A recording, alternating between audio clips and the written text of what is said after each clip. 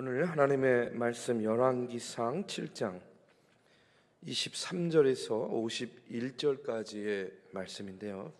말씀이 깁니다. 그래서 23절에서 39절까지 봉독하겠습니다. 39절까지. 열왕기상 7장 23절에서 39절까지의 말씀 봉독합니다. 교독으로. 또 바다를 부어 만들었으니 그 직경이 10규빗이요 그 모양이 둥글며 그 높이는 5규빗이요 주위는 30규빗 줄을 두를 만하며 그 가장자리 아래에는 돌아가며 박이 있는데 매 규빗에 10개씩 있어서 바다 주위에 둘렀으니 그 박은 바다를 부어 만들 때에 2줄로 부어 만들었으며 그 바다를 소 12마리가 바쳤으니 셋은 북쪽을 향하였고 셋은 서쪽을 향하였고 셋은 남쪽을 향하였고 셋은 동쪽을 향하였으며 바다를 그 위에 놓았고 소의 뒤는 다 안으로 두었으며 바다의 두께는 한 손 너비만 하고 그것에 가는 백합화의 양식으로 잔가와 같이 만들었으니 그 바다에는 2000밭을 담겠더라. 또 노수로 받침 수레 열을 만들었으니 매 받침 수레의 길이가 4규빗이요 너비가 4규빗이요 높이가 3규빗이라. 그 받침 수레의 구조는 이러하니 사면 옆 가장자리 가운데에는 판이 있고 가장자리 가운데 판에는 사자와 소와 그룹들이 있고 또 가장자리 위에는 놓는 자리가 있고 사자와 소 아래에는 화한 모양이 있으며 그 받침 수레에 각각 4 놋바퀴와 노축이 있고 받침 수레 4발 밑에는 어깨 같은 것이 있으며 그 어깨 같은 것은 물두멍 아래쪽에 부어 만들었고 화환은 각각 그 옆에 있으며 그 받침 수레 위로 들이켜 높이가 1규빗 되게 내민 것이 있고 그 면은 직경 1규빗 반 되게 반원형으로 우묵하여 그 나머지 면에는 아로 새긴 것이 있으며 그 내민 판들은 네모지고 둥글지 아니하며 4바퀴는 옆판 밑에 있고 바퀴축은 받침 수레에 연결되었는데 바퀴의 높이는 각각 1규빗 반이며 그 바퀴의 구조는 병거 바퀴의 구조 같은데 그 축과 태와 살과 통이 다 부어 만든 것이며 받침 수레 4모퉁이에 어깨 같은 건 4이 있는데 그 어깨는 받침 수레와 연결되었고 받침 수레 위에 둥근 테두리가 있는데 높이가 반 규빗이요 또 받침 수레 위에 버팀대와 옆판들이 받침 수레와 연결되었고 버팀대 판과 옆판에는 각각 빈 곳을 따라 그룹들과 사자와 종려나무를 아로 새겼고 또 그 둘레에 화환 모양이 있더라. 이와 같이 받침 수레 10개를 만들었는데 그 부어 만든 법과 크기와 양식을 다 동일하게 만들었더라. 또 물두멍 10개를 노스로 만들었는데 물두멍마다 각각 40밭을 담게 하였으며 매 물두멍의 직경은 4규빗이라 10받침 수레 위에 각각 물두멍이 하나씩이더라. 그 받침 수레 5은 성전 오른쪽에 두었고 5은 성전 왼쪽에 두었고 성전 오른쪽 동남쪽에는 그 바다를 두었더라. 아멘. 오늘 이 시간에 열왕기상 7장 23절 이하의 나머지 말씀을 함께 나눴습니다. 우리가 지난 시간에 솔로몬 성전을 떠받치고 있던 2개의 기둥에 대해서 말씀을 나눴죠. 이름이 뭐죠? 야긴과 보아스. 야긴이라는 뜻은 어떤 뜻이에요? 그가 세우실 것이다. 그가 세우셨다. 솔로몬에게는요 어떤 믿음이 있었냐면 자신을 다윗의 왕가의 왕으로 세우신 분도 누구시다? 하나님이시다. 그리고 자신을 통해서 이 거룩한 성전을 세우신 분도 또 누구다? 하나님이다 하는 그런 믿음이 있었어요. 그렇기 때문에 그는요 성전 앞에 2 기둥을 세우고 야긴, 그가 이루셨다, 그가 세우셨다, 그가 세우실 것이다 하는 그런 믿음의 고백으로 이름을 지었어요. 또 하나는 이름이 뭐라고요? 보아스입니다. 이 보아스는 어떤 뜻이 있냐면 그분 안에 능력이 있다는 거예요. 이스라엘 백성들, 솔로몬뿐만 아니라 이스라엘 백성들이 가져야 될 믿음이죠. 오늘 우리가 가져야 될 믿음이기도 합니다. 그것은 뭐냐면 하나님 안에 능력이 있다는 거예요. 그것을 잊지 않고 우리가 마음속에 새기면서 여러분 어려운 일을 당할 때마다 고난과 환난의 때에 누구에게 능력의 하나님의 이름을 부르며 기도하면 그 능력의 하나님께서 어떻게 해주신다는 거예요? 영적 싸움이든 세상의 싸움이든 하나님께서 대신 싸워주시는 거예요. 그렇기 때문에 적군이 쳐들어올 때 칼과 창과 방패를 싸우는 것이 아니라 그들은요 뭘 가지고 싸웠어요? 기도로. 그렇죠? 그럴 때에 하나님께서 그 전쟁에서 이기게 해주시는 그런 놀라운 역사를 경험했습니다. 오늘 우리의 마음 가운데 우리의 신앙 가운데에도 이 믿음의 두 기둥이 굳게 서 있기를 바랍니다. 야긴의 기둥, 보아스의 기둥, 이 두 기둥이요 오늘 우리를 든든히 받치고 또 우리의 주님의 몸된 교회를 든든히 받치는 그런 믿음의 기둥들 되시기를 다시 한번 주님의 이름으로 축원합니다. 이제 이어서 오늘 말씀은 계속해서 성전 제사와 관련된 우리로 말하면요 성구라고도 할 수 있을 것 같아요. 예. 그 성구들 여러 물품들이 소개되는데 여러 가지가 있겠지만 가장 관심을 끄는 것이 뭐냐면 놋바다, 그 다음에 물두멍이라는 거예요. 이걸 어떻게 설명해야 될까 싶었는데 뭐 이렇게 생각하시면 좋을 것 같아요. 놋바다는요 큰 뭐라 그러죠? 가마솥? 뭐요? 안 들려요. 이 마스크를 쓰고 계셔. 뭐라고요? 큰 뭐? 가마솥? 네, 맞아요.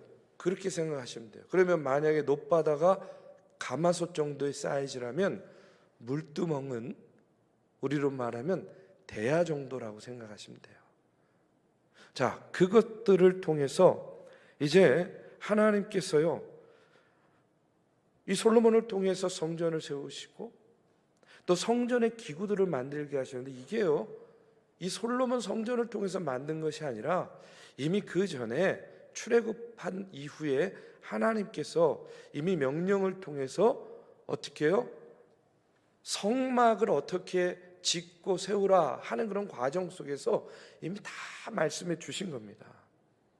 자, 그 다음에 솔로몬이요 여호와의 성전의 기구를 만들었는데 이어지는 48절 50절의 말씀에 보면 솔로몬이 또 여호와의 성전의 모든 기구를 만들었으니 곧 금단과 진설병의 금상과 내소 앞에 좌우로 5씩 들 정금 등잔대며 또 금꽃과 등잔과 불집게며 또 정금 대접과 불집게와 주발과 숟가락과 불을 옮기는 그릇이며 또 내소 곧 지성소 문의 금 돌적이와 성전 곧 외소 문의 금 돌적이니라. 뭐 이렇게 나오고 있어요. 이렇게 이제 성전을 세우고 또 솔로몬의 성전을 세우고 그러면서 성전의 내외부를요 이런 성전의 기구들로 하나하나 채워 나가고 있습니다. 받침술에는 제사가 끝난 제물을 싣는 용도로 사용되는데 이것이 10개나 되었다라는 것은 이때 당시에 이곳에 와서 제사를 드리는 제사의 양, 제물의 양이 어마어마했다 하는 것을 또한 알 수가 있어요. 여러분 물두멍도 10개나 있었습니다. 이 물두멍은 어떤 용도냐면 제사장의 손과 발과 몸을 씻기 위한 것이었는데 이것이 10개나 소위 말해서 대야가 쭉 10개가 쫙 있는 거예요. 성소에 들어가는 그 앞마당에. 그렇게 많았다는 것은 뭐냐면 그만큼 제사장들이 성전 안에서 활동하면서 시마다 때마다 자신들의 정결함을 유지하기 위해서 이 물두멍에서 손을 씻고 또 발을 씻고 몸을 씻었다는 그런 이야기죠. 출애굽기 30장 18절에서 21절의 말씀에 보면 이런 말씀이 나옵니다. 너는 물두멍을 놋으로 만들고 그 받침도 놋으로 만들어 씻게 하되 그것을 회막과 제단 사이에 두고 그 속에 물을 담으라. 아론과 그의 아들들이 그 두멍에서 수족을 씻되 그들이 회막에 들어갈 때에 물로 씻어 죽기를 면할 것이요 제단에 가까이 가서 그 직분을 행하여 여호와 앞에 화제를 살을 때에도 그리할지니라. 이와 같이 그들이 그 수족을 씻어 죽기를 면할지니 이는 그와 그의 자손이 대대로 영원히 지킬 규례니라. 이렇게 이야기해요. 물두멍에서 씻어야 되는 거예요. 씻지 않고 들어가면 어떻게 된다는 거예요? 죽는다는 거예요. 씻어야만 살 수 있는 겁니다. 그리고 이것을 영원히 지킬 규례라고 해요. 그러니까 굉장히 중요한 말씀이죠. 죽지 않고 살려면 성소에 들어가기 전에 물두멍에서 뭐를 하라? 손과 발과 몸을 깨끗이 씻어 정결하게 하라 하는 것이 하나님의 명령이었습니다. 이 물두멍에서 씻는 것을 그러면 오늘날로 말하면 어떻게 이야기할 수 있냐면 성화와 성결의 신앙이다, 이렇게 이야기할 수 있어요. 여러분, 성화와 성결의 신앙, 우리가 십자가에서 구원을 받았습니다. 여러분 믿으시죠? 예수 그리스도를 구세주로 고백하면 십자가를 통해서 우리가 구원을 받는 것이에요. 그러니까 예수 그리스도의 십자가 보혈의 은총으로 예수 그리스도를 믿는 저와 여러분은 이미 구원을 받은 겁니다. 구원을 받을 것이 아니라 구원을 받은 거예요. 여러분 믿으시죠? 어제 구원 받았는데 오늘 회개하지 않았다고 해가지고 그 구원이 소멸되거나 없어지는 것이 아니라는 거예요. 구원은 예수 그리스도의 십자가 사건을 통해서 한 번 일어나는 거예요. 그런데 물두멍을 지나가야 한다는 것은 뭐냐면 그 구원받은 하나님의 자녀, 하나님의 백성도 하나님의 은혜로 거룩함을 받지 않으면 하나님 앞으로 나아갈 수 없다 하는 그런 의미를 갖고 있는 거예요. 우리가 구원받은 하나님의 자녀, 구원받은 성도들이지만 계속해서 거룩한 성도의 삶을 살아가는 이것을 뭐라 그럽니까? 성화의 과정, sanctification이라고 얘기하는 거예요. 그 성화의 과정을 통해서 우리가 한 걸음 한 걸음 누구 앞으로? 하나님 앞으로 나아가는 거예요. 그래서 요한일서 1장 7절의 말씀에 보면 그가 빛 가운데 계신 것 같이 우리도 빛 가운데 행하면 우리가 서로 사귐이 있고 그 아들 예수의 피가 우리를 모든 죄에서 깨끗하게 하실 것이다, 이렇게 말씀하고 있어요. 예수의 피로 우리가 구원받고 깨끗함과 정결함을 입었다는 거예요. 시편 24편 3절 4절의 말씀에도 보면 시편 기자는요 이렇게 고백합니다. 여호와의 산에 오를 자가 누구며 그의 거룩한 곳에 설 자가 누구인가? 곧 손이 깨끗하며 마음이 청결하며 뜻을 허탄한 데에 두지 아니하며 거짓 맹세하지 아니하는 자로다, 이렇게 고백해요. 우리가 예수 믿는다고 할 때에 하나님께서 우리에게 주신 가장 큰 축복이 뭐냐면 우리가 감히 시편 기자의 고백과 같이 여호와의 산에 오를 수 있는 그와 같은 특권을 얻게 되었다는 겁니다. 물두멍을 통과하지 않고서는, 그렇기 때문에 여러분 구원받은 하나님의 자녀라 할지라도 하나님과의 온전한 교제에 이룰 수 없다는 거예요. 이것이 바로 뭐라고요? 성화의 과정이다 하는 그런 이야기예요. 자, 그런데 이 물두멍을 만드는 재료가 뭡니까? 놋이에요. 놋. 출애굽기 38장 8절의 말씀에 보면 이렇게 나옵니다. 그가 놋으로 물두멍을 만들고 그 받침도 놋으로 하였으니 곧 회막문에서 수종드는 여인들의 거울로 만들었더라, 이렇게 나와요. 지금 솔로몬 성전의 이 물두멍은요 히람을 통해서 그냥 놋으로 만든 거지만 그 옛날 출애굽 당시에 그 성막에서 사용했던 물두멍은 뭘로 만든 거예요? 놋은 놋인데 어떤 것이에요? 여인들이 거울로 사용하던 놋을 가지고 만들었다 하는 그런 이야기예요. 이렇게 놋 거울들을 녹여서 이 물두멍, 정확한 표현은 아니겠지만 물을 담을 수 있는 대야를 만든 겁니다. 그리고 거기에 물을 채운 거죠. 여러분, 요즘 같은 세상에서는요, 거울이 대단한 것이 아니겠죠. 그러나 옛날 여인들에게 있어서 거울은 대단히 중요하고 값비싸고 소중한 물건이었어요. 놋을 갈고 닦아서 반들반들하게 만들어 가지고요, 자기의 모습을 거기에 비춰보는 거죠. 사람의 얼굴을 겨우 제대로 들여다볼 수 있게 계속 갈고 닦고 반질반질 윤을 내는 겁니다. 그것이 놋거울이에요. 얼마나 이 당시의 여인들이 자기 얼굴을 조금이라도 더 선명하게 보려고 이 놋거울을요 갈고 닦고 문지르고 했을까요? 그렇죠? 그만큼 여인들에게 이 놋거울은 대단히 소중한 것이었어요. 그런데 이것들을 여인들로 하여금 바치게 한 거예요. 그래서 그것을 녹여가지고 뭘 만든 겁니까? 물두멍을 만든 거예요.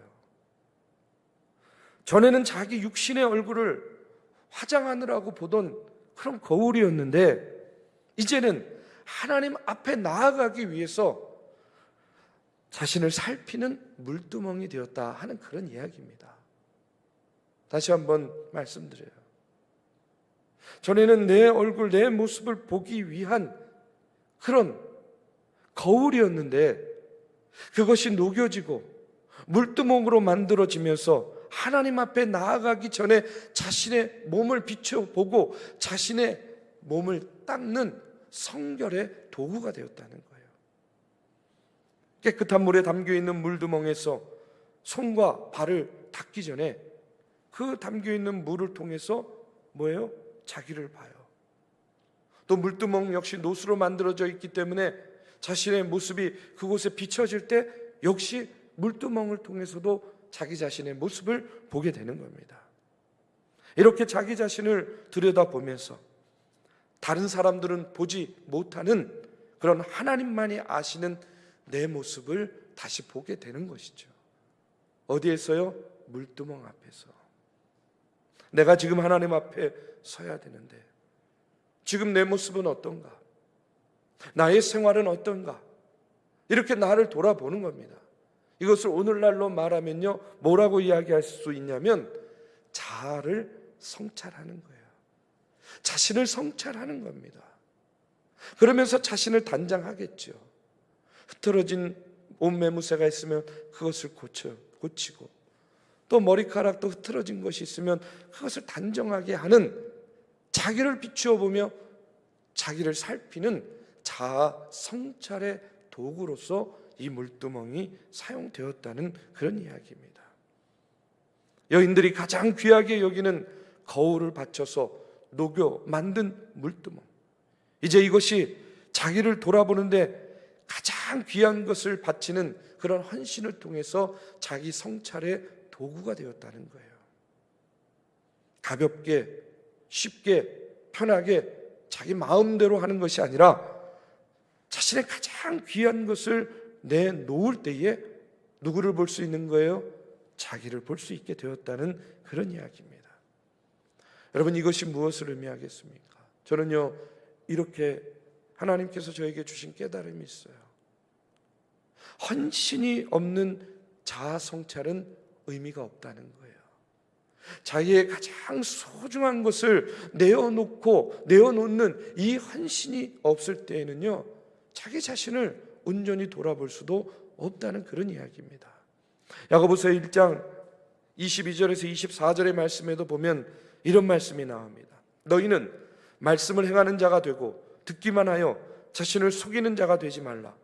누구든지 말씀을 듣고 행하지 아니하면 그는 거울로 자기의 생긴 얼굴을 보는 사람과 같아서 제 자신을 보고 가서 그 모습이 어떠했는지를 곧 잊어버리거니와. 이렇게 나와요. 헌신이 없는 자기 반성, 자기의 것을 내어놓지 않는 자기 성찰은요, 어떻게 돼요? 거울을 보는 것과 같이 보기는 하는데 곧 어떻게 된다는 거예요? 잊어버린다는 거예요. 잊어버린다는 겁니다. 잊게 된다는 그런 이야기예요. 그렇기 때문에 여러분, 우리가 우리 자신을, 자아를 온전히 성찰하기 위해서는요, 먼저 뭐가 선행돼야 돼요? 내 놋거울을 내어놔야 되는 거예요. 나의 헌신이 먼저 선행되어야 된다는 그런 이야기입니다. 자기 것을 주지 않고, 자기 것을 내놓지 않고, 자기 것을 내려놓지 않고 온전한 자아성찰은요 불가능하다는 그런 이야기예요. 여러분, 이런 이야기가 있습니다.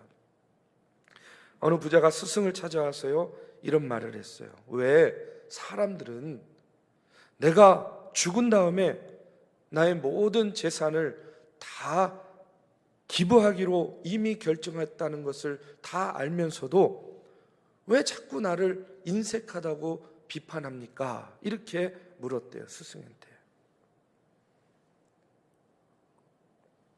무슨 얘기인지 아시죠? 이 사람이 죽으면 내 재산을 다 기부하겠다고 약속을 했나 봐요. 그런데 사람들은요 그런 자신을 보고도 계속해서 인색하다 비난하니까 화가 난 거죠. 아니, 내가 내 재산을 죽은 다음에 다 기부하기로 했는데 왜 사람들은 여전히 나보고 인색하다고 이야기합니까? 그러니까 스승이 그 말을 듣고 이렇게 비유로 이야기를 해줬대요. 돼지와 암소에 대해서 이야기를 해주겠네. 돼지하고 암소. 돼지가 어느 날 암소에게 자기가 얼마나 인기가 없는가 하고 한탄을 했다고 합니다. 사람들은 항상 암소, 너의 온순함과 친절함만 이야기한다. 너는 우유와 크림을 준다. 그러나 나는 더 많이 주지 않냐. 나는 베이컨과 햄을 주고 털을 주고 심지어 내 발을 소금에 절이기도 하고 그것을 먹으면서 맛있다고 먹기도 하지 않냐. 그런데 아무도 나를 좋아하지 않는단 말이야. 나는 항상 그들에게는 그저 욕심 많은 돼지일 뿐이야. 왜 그럴까? 하고 이렇게 암소에게 이야기했대요. 암소가 잠시 생각하다가 이렇게 이야기했답니다. 글쎄, 아마 나는 살아있는 동안에도 그들에게 계속 주기 때문 아닐까? 이렇게 얘기했대요. 이게 이해가 되시면 굉장히 지혜로우신 분들이고, 이해가 되시지 않으면 나중에 설교 끝나고 유튜브를 다시 한번 보시기 바랍니다. 자, 암소와 돼지의 차이가 뭐예요? 암소는요 살아있는 동안에도 계속 주니까. 근데 돼지가 말하는 베이컨, 햄, 다리는요 언제 주는 거예요? 자기 죽은 다음에 주는 거잖아요. 여러분, 사람의 가치도 마찬가지입니다. 사람의 가치는요 그 사람이 하나님께 드리는 헌신에 의해서 판가름되는 거예요. 성막 마당에서 이제 성소로 들어가야 되는데 그 전에 물두멍에서 손과 발을 씻어야 된다는 것은 자기 자신을 먼저 살피지 않고는 하나님 앞으로 온전히 나아갈 수 없다 하는 그런 이야기입니다.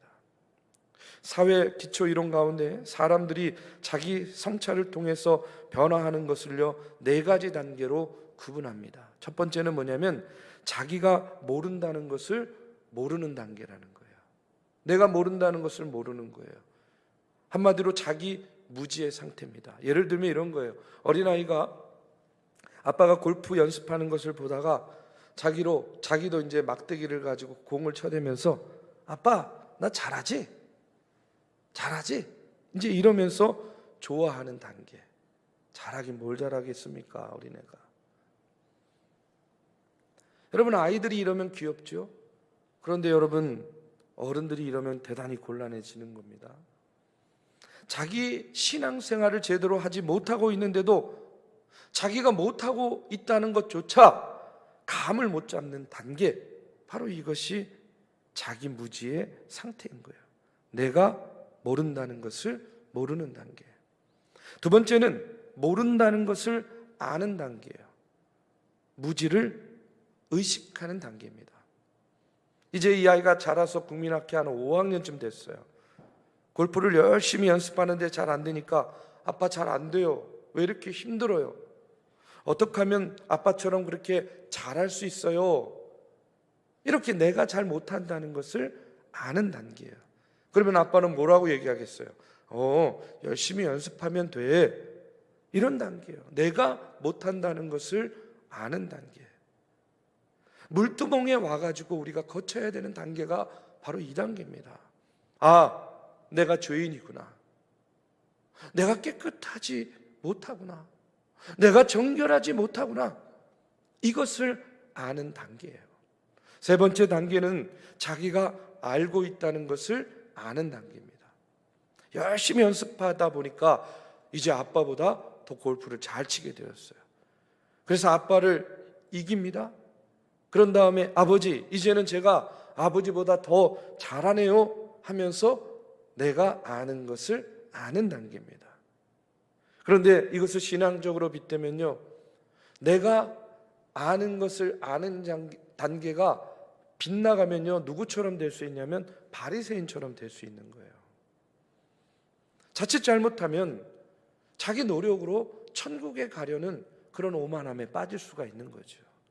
마지막 단계는 뭐냐면 잘하려고 노력을 하지 않아도 저절로 되는 단계입니다. 아버지가 너무 잘하는 아들에게 야, 너 언제부터 그렇게 잘했냐? 언제부터 그렇게 실력이 좋아졌어? 글쎄요 아버지, 그냥 이제는 대충 해도 되네요. 대충 해도 잘 맞네요. 이렇게 내가 특별하게 뭔가를 노력하지 않아도 되는 단계라는 거예요. 네 번째 단계가 되어서야 하나님의 은혜로 구원에 이르는 감격을 체험하게 된다는 거예요. 물동음 앞에 서서요, 여러분 이렇게 생각할 수 있습니다. 역시 나는 깨끗하고 거룩한 사람이야. 이렇게 생각하면 누구처럼 되는 거예요? 바리새인처럼 되는 거예요. 그런데 물두멍 앞에 서서 하나님, 내가 못나고 죄가 많은 죄인임에도 불구하고 하나님이 오늘 나를 사랑하셔서 거룩한 백성으로 삼으셔서 나를 여기까지 이르게 하셨구나. 그리고 다시 한번 자신의 죄를 고백하고 자복하면서 내 손을 씻고 내 발을 씻고 내 몸을 씻고 내가 정결함을 입어야만 저 성소로 들어갈 수 있다 하는 것을 온전히 깨달아 아는 단계에 이르를 때에 이 물두멍 앞에서 온전한 자기 성찰이 이루어진다는 그런 이야기입니다. 그런데 중요한 것은 뭐냐면, 이제 내가 죄인임을 깨달았습니다. 내가 더러움을 깨달았어요. 내가 깨끗함과 정결함을 입어야 된다라는 것을 알아요. 그런데 거기에서만 멈추면 안 되는 거죠. 여러분, 성막 안에 들어온 사람들의 최종 목적지는 뭐예요? 제사장의 최종 목적지는 뭡니까? 성소에 들어가고 지성소에 가는 거 아니겠어요? 그런데 성전 마당 뜰에서 물두멍 앞에서 맨날 손만 씻고 발만 씻고 있으면 어떡하겠습니까? 그렇기 때문에 여러분, 이제 우리는요, 손과 발을 씻고 물두멍을 지나서 어디로? 성소와 지성소로 들어가야 돼요. 이것이 뭐냐면 이제 성찰의 과정에서 성결의 과정이 되는 거예요. 내가 씻어야 됨을 알았습니다. 그러면 씻어야 되는 거죠. 성소에 들어가기 전에 우리는 이같이 물두덩 앞에 서야 되는 것이고, 하나님이 번제단을 거치게 하시고는 물두멍에서 손과 발을 씻어야만 너희가 살아서 성소에 들어가겠다라고 말씀하신 것을 생각하면서 하나님의 은혜로 말미암아 내가 성소에 들어가는 것이구나 하는 것을 깨달아 아는 거예요. 여러분 한번 생각해 보십시오. 예수 믿어요. 수십 년 믿었습니다. 그러나 내가 예수를 믿는다고 해서 항상 의롭게 삽니까? 죄 짓지 않고 살 수 있습니까? 아니, 세상에 그런 인간이 어디 있습니까? 요한일서 1장 8절에서 10절에도 말씀해 보면요, 이렇게 이야기합니다. 만일 우리가 죄가 없다고 말하면 스스로 속이고 또 진리가 우리 속에 있지 아니할 것이요, 만일 우리가 우리 죄를 자백하면 그는 미쁘시고 의로우사 우리 죄를 사하시며 우리를 모든 불의에서 깨끗하게 하실 것이요, 만일 우리가 범죄하지 아니하였다 하면 하나님을 거짓말하는 이로 만드는 것이니 또한 그의 말씀이 우리 속에 있지 아니하니라 하고 이렇게 이야기해요. 죄를 고백하고 자백하는 것은요, 우리가 이 땅에 사는 동안에 계속해야 되는 거예요. 우리가 하나님의 부름을 받고 하나님 앞에 서는 그날까지 우리가 해야 되는 일입니다. 다윗도 시편 51편 5절에 보면요, 그래서 이렇게 고백합니다. 내가 죄악 중에 출생하였으며 모친이 죄 중에 나를 잉태하였나이다 라고 울부짖는 것처럼 우리 안에는요 죄가 있어요. 죄를 타고난 존재이기 때문입니다. 여러분, 이 성막 안을 들여다보면 재미있는 것을 발견하게 되는데, 성소와 지성소가 금으로 만들어져 있고 각종 귀한 것들로 만들어져 있지만, 이 물두멍이 있는 높바다가 있는 성전 마당은요 그냥 모래밭이에요. 우리 식으로 말하면 그냥 맨 땅입니다. 여러분, 이것이 바로 오늘 우리가 살고 있는 우리의 삶의 현실이라는 거예요. 우리도 광야와 같은 땅을 밟고 살아가는 존재들입니다. 그리고 하나님이 거기에서 세우시는 지성소에서 우리를 만나 주시는 거예요. 그렇기 때문에 우리는요 내가 하나님 앞에 어떤 존재인지를 알아야 되고요, 알았다면 그 아는 것에서만 머무는 것이 아니라 나를 깨끗하고 정결하게 함으로 내 몸을 씻고 성소를 향해 나아가야 되는 겁니다. 여러분, 오늘 개신교회는요 교회 안에 성물이나 제사 기구라고 해봐야 세례도구나 성찬기 이 정도 있습니다. 그런데 가톨릭은 이보다 더 복잡한 예전과 의식들이 많이 남아있죠. 그들은요 여전히 그 의식과 상징을 통해서 사람들을 주님께로 인도하려고 해요. 그런데 분명한 한 가지 사실은, 이렇게 솔로몬이 그렇게 정성을 들여서 만들었던 그 큰 물두멍은요 다 사라졌습니다. 그리고 아무리 아름답게 지어졌던 그 성전도 우리가 잘 알죠, 이방인의 손에 의해서 다 무너져 내렸어요. 성경은요 하나님께서 그렇게 하셨다라고 이렇게 말씀하고 있습니다. 왜 그렇습니까? 의미 없는 제사는요 하나님께서 받지 않는 거예요. 의미 없는 제사에 하나님께서는요 지치셨다라고 이렇게 말씀합니다. 그래서 성소 마당만 밟은 성소 마당만 밟는 제사는요 아무 소용이 없다라고 이렇게 말씀하시는 거죠. 자, 그렇기 때문에 바다라고 불리워졌던 그 큰 물두멍을 생각하면서 우리가 다시 한번 오늘 우리의 모습을 돌아봐야 됩니다. 나는 자비를 원하고 제사를 원치 않는다 라고 이렇게 단도직입적으로 말씀하셨던 예수님의 말씀도 우리가 다시 한번 마음속 깊이 새겨야 돼요. 우리는요 주의 전에 나올 때 우리의 눈에는 보이지 않지만 우리가 깨끗함과 정결함을 입기 위해서 우리의 손과 발과 몸을 씻어야 되는요 물두멍을 반드시 지나쳐야만 됐습니다. 그것을 통해서 나를 돌아보는 것이고요, 나의 죄인됨을 인식하고 내 몸을 깨끗이 씻어야만 성소로 나아갈 수 있었어요. 만약에 내 몸을 씻지 않으면 어떻게 된다고요? 죽는 거예요.